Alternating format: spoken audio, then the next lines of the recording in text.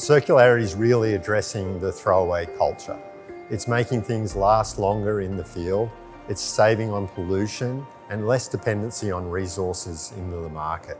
It's making those assets that we use every day, particularly in electrical equipment, last a lot longer. It helps us address their end of life as well, recycling those materials and keeping a more sustainable environment for the planet. Well, for businesses in 2024, circularity is going to be a major theme.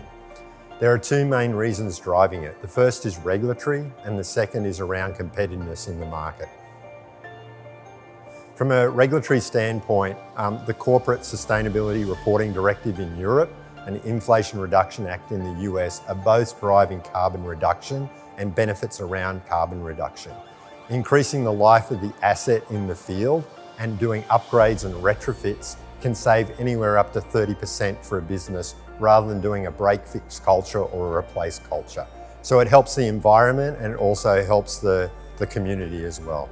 When it comes to the types of retrofits we're doing, applying new technology, integrating Internet of Things enables smarter and better decisions to be made around the asset and can help extend the life even further for the product.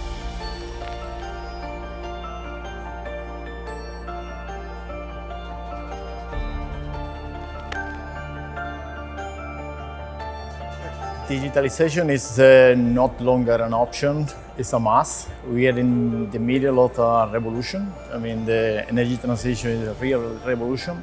But the difference to other previous revolutions there is a deadline as well. Yeah, we cannot wait to implement. We need to accelerate the process. ABB perceived themselves as the facilitator in the process of the digitalisation, how to involve other partners, customers, to accelerate the process with the deadline. We have published a white paper regarding digitalisation. We have interviewed customers and we come to the conclusion that one of the first top of mind that come to the customer is cybersecurity. Everybody is thinking about cybersecurity, how will that impact on? And the other relevant point is related to the existing assets. How do you go to the transforming and digitalize what is already existing? And why not? If that is working, why do we need to digitalize? What do we need to transform what is already working?